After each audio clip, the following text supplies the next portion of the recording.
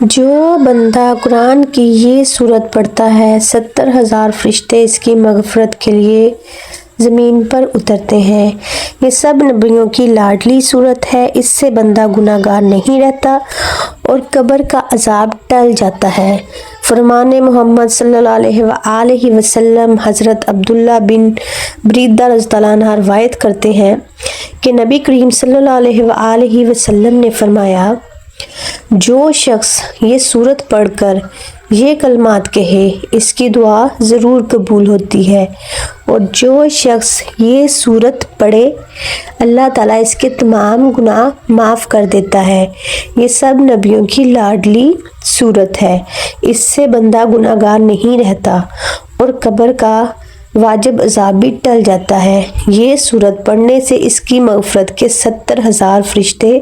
زمین پر اترتے ہیں اور ان کے لیے رحمت کی دعائیں کرتے ہیں۔ فرمایا، جب بندہ اس سورت کو پڑھتا ہے تو وہ اللہ کی رضا کے قریب پہنچ جاتا ہے۔ حضرت اسرائیل علیہ السلام کی طرف سے نرمی کا عالم ہوگا اور آپ کی روح کو اتنی نرمی سے قبض کریں گے کوئی تکلیف نہیں ہوگی، بلکہ جیسے ہی ایک نرم ہوا آپ کے جسم کو چھو رہی ہو۔ یہ سورت جو آپ نے دن بھر پڑھ کر اللہ کی رضا حاصل کی ہے آپ کے ساتھ قبر میں نور کی طرح ہوں گی۔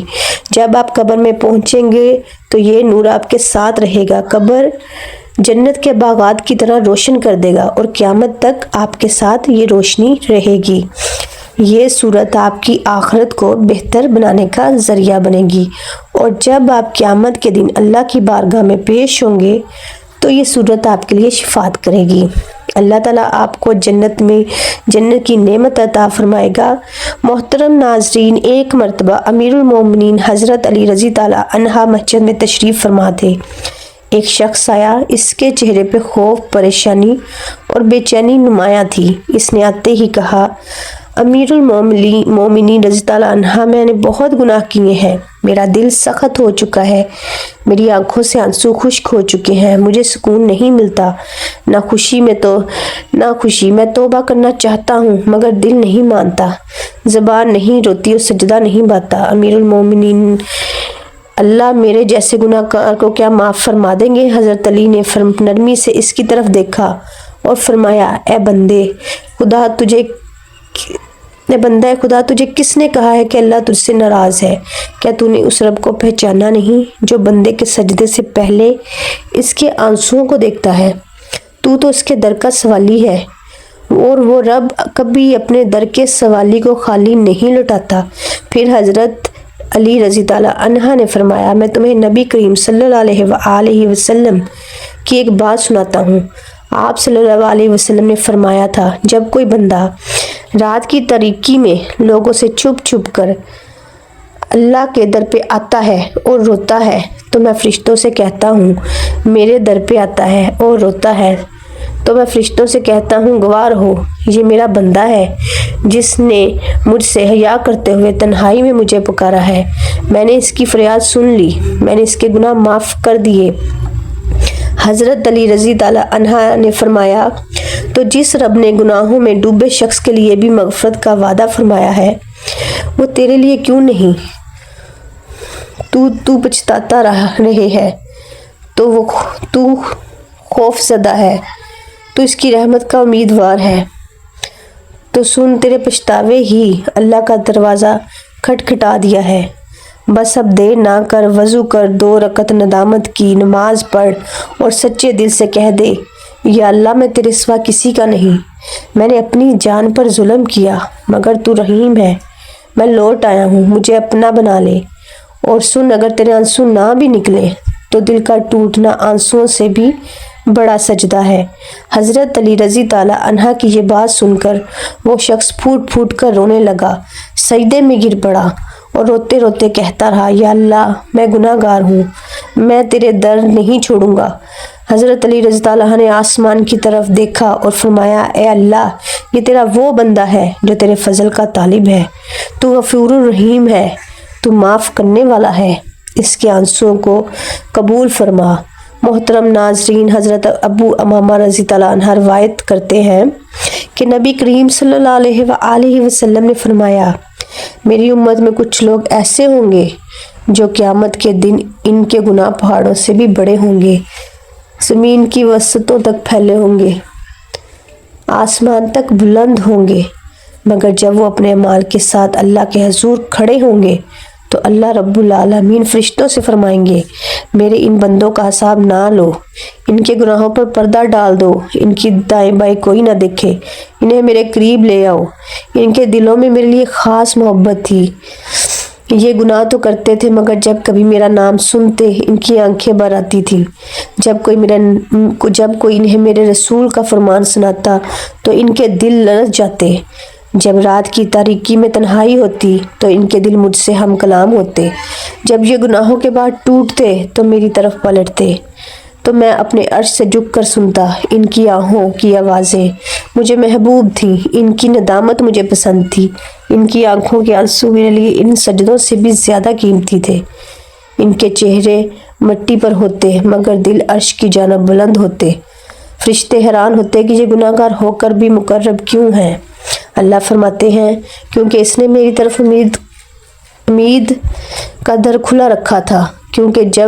جب بھی بکھرا میں نے اسے سمیٹا، جب بھی ٹوٹا میں نے اسے جوڑا، جب بھی گرا میں نے اسے تھاما، کیونکہ یہ مجھے پکارنا جانتا تھا، اے میرے بندے تو کہاں نہ گیا، تو نے دنیا کا اپنا سہارا بنایا، تو نے بندوں کے سامنے خود کو جھکایا، تو نے وقت کو ضائع کیا، تو نے گناہوں سے دل کو کالا کیا، مگر جب تیری دنیا اجڑ گئی، تیرے خواب چکنا چور ہو گئے، تیری امیدیں ختم ہو گئیں، تب میرے در پر آیا، تو نے کہا یا اللہ، تو نے روتے ہوئے کہا یا رب، تو نے رات کے آخری پہر میں سسکتے ہوئے کہا اے میرے رب، میں تھک گیا ہوں، میں ہار گیا ہوں، میں ٹوٹ گیا ہوں، تب میں نے تیرے دل کی آواز سنی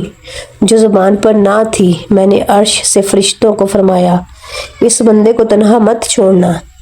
میں وہی اللہ ہوں جو توبہ قبول کرنے والا ہوں، میں وہی اللہ ہوں جو توبہ قبول کرنے والے سے خوش ہوتا ہوں، جب کوئی بندہ سچے دل سے ایک بار بھی یا اللہ کہتا ہے تو میں عرش۔ ایک دفعہ حضرت ابو دجانہ آپ کی خدمت میں حاضر ہوئے اور کہا اپنی تلوار مجھے دیجیے، آپ پر میری جان بھی قربان، اور تلوار کا یہ حق ہے کہ جو دشمن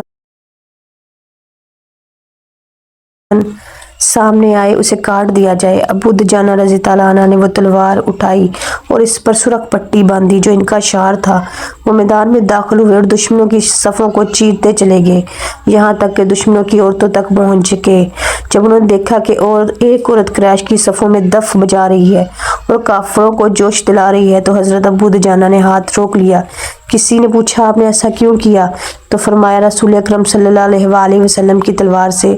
میں کسی عورت کو قتل کرنا نہیں چاہتا، یہ وہ جذبہ تھا جو صرف دشمنوں کے لیے تھا، کمزوروں اور عورتوں کے لیے نہیں، یہ وہ عدل و اخلاق تھا جو میدان جنگ میں بھی باقی تھا۔ حضرت سعد بن ابی وقاص کا بھی یہ ایک واقعہ قابل ذکر ہے، انہوں نے احد کے دن نبی پاک صلی اللہ علیہ وسلم کے گرد ڈال بن کر لڑائی کی، ہر تیر کو نبی کریم صلی اللہ علیہ وسلم کے سامنے کھڑے ہو کر روکا، حضور اقدس صلی اللہ علیہ وآلہ وسلم ان کی بہادری دیکھ کر بار بار کہہ رہے تھے 7 تیر مارو میرے ماں باپ تم پہ قربان ہوں، یہ وہ جملہ تھا جب آپ صلی اللہ علیہ وآلہ وسلم بہت کم صحابہ کے لیے فرمایا، اور حضرت سعد ان چند خوش نصیبوں میں سے ہیں جن کے لیے نبی پاک صلی اللہ علیہ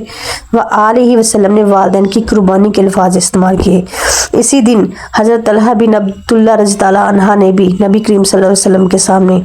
ڈال بن کر اپنے ہاتھ سے اتنے تیر روکے کہ ان کا ہاتھ مفلوج ہو گیا۔ نبی پاک صلی اللہ علیہ وآلہ وسلم نے فرمایا جس نے آج طلحہ کو دیکھا ہے وہ جنتی کو دیکھ رہا ہے۔ یہ سب واقعات ہمیں یاد دلاتے ہیں کہ قربانی صرف مال و دولت یا وقت کی نہیں ہوتی بلکہ جان سے بڑھ کر نبی پاک صلی اللہ علیہ وآلہ وسلم کی محبت کا حق ادا کرنا ایمان کی وہ بلندی ہے جہاں فرشتے زمین پر اترتے ہیں۔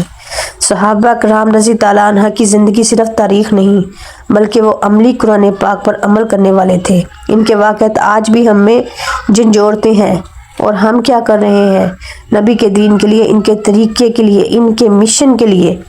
اور کب ہم نے اپنی نیند، اپنی خواہش، اپنی زندگی سے اٹھ کر اللہ کے دین کے لیے وہ جذبہ لائیں گے تو صحابہ کرام رضی اللہ عنہ نے دکھایا تھا۔ محترم ناظرین، حضرت عبداللہ بن بریدہ رضی اللہ عنہ روایت کرتے ہیں کہ نبی کریم صلی اللہ علیہ وآلہ وسلم نے فرمایا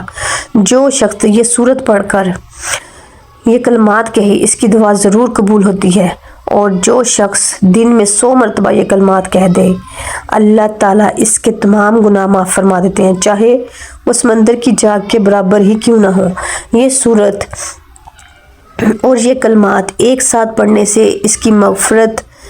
کے لیے 70,000 فرشتے زمین پر اترتے ہیں اور ان کے لیے رحمت کی دعائیں کرتے ہیں۔ فرمایا جب بندہ یہ کلمات کو پڑھتا ہے تو اللہ کی رضا کے قریب پہنچتا ہے۔ حضرت اسرائیل علیہ السلام کی طرف سے نرمی کا عالم ہوگا، وہ آپ کی روح کو اتنی نرمی سے قبض کریں گے کہ آپ کو کوئی تکلیف نہ ہوگی،